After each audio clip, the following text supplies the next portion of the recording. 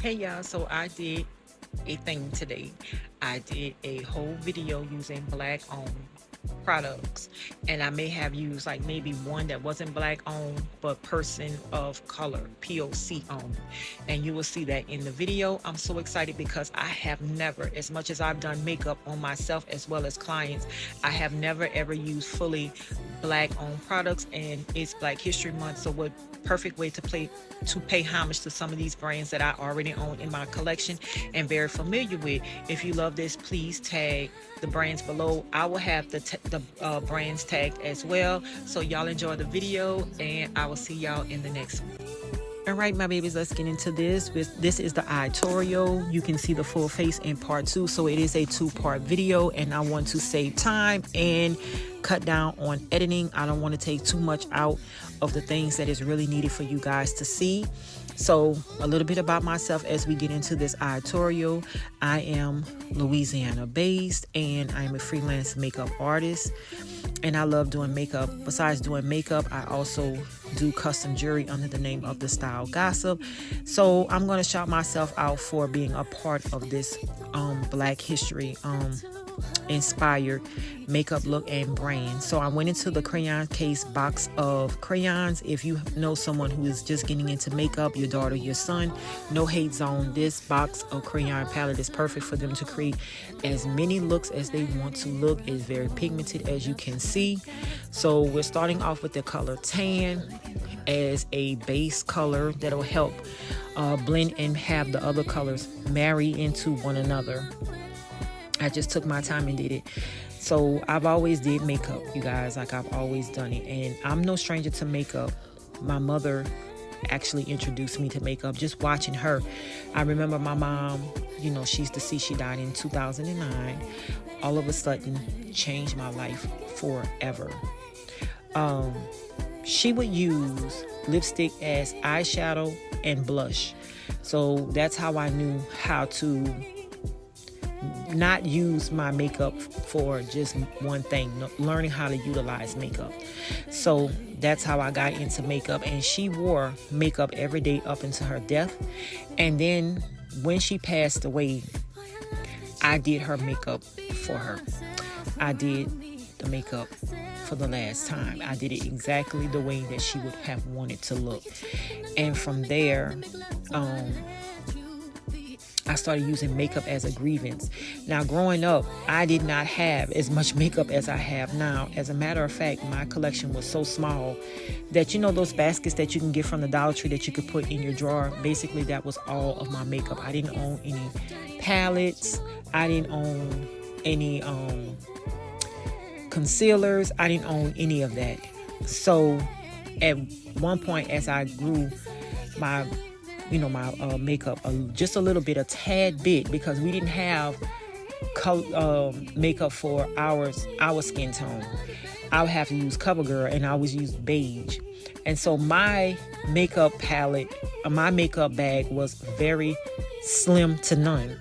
So I would have the CoverGirl Clean Foundation in beige, which was not my color, a brown and a black eyeliner that I used as a lip liner, a mascara, which was always the Maybelline with the green and the pink, with the pink tube. I had one blush. I want to say that was a CoverGirl blush. And I always had these 3 lipsticks. I always had a brown, a shimmer brown. I had a red, and then I had a pink. And then I always had a clear gloss. And that was just about it. No fake eyelashes, nothing. And so that was my makeup. And I only wore makeup like to school, and I wore makeup to like if we were going somewhere. But my mother wore makeup every day, whether she was going anywhere or not. That was just her. Excuse my voice, because at a certain time, that's when the sinuses start to cut up. I don't know about anyone else in their area, but baby, it is horrible out here with the sinuses. So I went into another black owned brand, which is, of course, we all know is Juvia's Place, and that was the Violets palette. I love that palette. That was actually my first time using it. I want to say that my daughter had ended up getting me that palette, so I'm definitely going to create a look with it. If you ever use the Warrior palette or have the Warrior palette, I use the Warrior palette as a contour and highlight palette as well. And I have been doing that for a long time. And trust me, it will save your life. If you need that in your makeup case, if you're a professional makeup artist, put it in your makeup case. It's going to save your life. And I love how it made the face turn out. Trust me on this. Juvia's Place is another brand that is very good and very pigmented. It is like top tier when it comes to black owned brand because of the pigmentation. And so I own a bunch of Juvia's Place, and I think I use majority of the crayon case and Juvia's Place throughout those videos, as you can see. But yeah, my makeup was slim to none, trust me. And then when my mom passed away, I used it as a grievance. And then an ex-friend had introduced me to YouTube. And so on YouTube, when YouTube was YouTube, I loved it at the beginning of YouTube, at the dawn of YouTube, when it was just fresh, organic. People didn't have any ulterior motives. It was just putting itself out there and just was able to socialize and stuff. Because basically I got on social media to make friends. And if you watch my Valentine's Day video, you will understand the truth behind content creating. It's not for the weak, and it is a job. And so I've started entering contests. A lot of the YouTubers that I used to watch no longer do YouTube and have branched away from YouTube, but used to do like a lot. They used to do like a lot of contests, so I ended up entering it.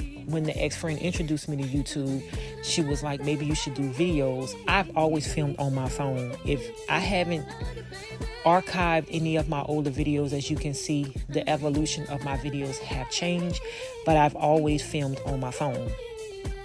So I just started entering contests, and then all of a sudden I just started wearing makeup to work. So I went into Ross. I will never forget when Ross first opened.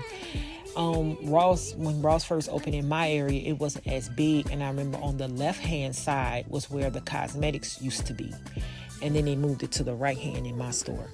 But when I first went into Ross, I ended up buying a shimmer palette, and then during that time is when Coastal Scents and BH Cosmetics dropped. Now, back when they first dropped, they didn't have how you can order websites to order. I used to have to order off of, it was a certain site that I used to order off of. And then some of the stuff that I ordered, like when I first bought my first Colored Rain product, you had to order, it was through Facebook. So yeah, I ended up going there, buying a palette. I could tell y'all some funny stories about my evolution of makeup, but makeup is a growing process. You get better, just like with any job, as you do it, as time goes by and you start to do it. So, excuse me, I ended up buying a palette there, and I just started collecting makeup. Then I joined makeup groups, and it went from there. And then I ended up doing professional makeup. My sister was the first face that I've done, that I actually did. And let me tell y'all, Revlon only had one foundation for dark skin, and it was red based. And so I think I still have that foundation to remind me of just how far I've come. And I was using that basically on everybody. And anyone who was dark, I did not know how to mix foundations or none of that. But I learned though. And I ended up being professional and going from there. Is makeup artistry easy? I can tell you no. People go for popularity.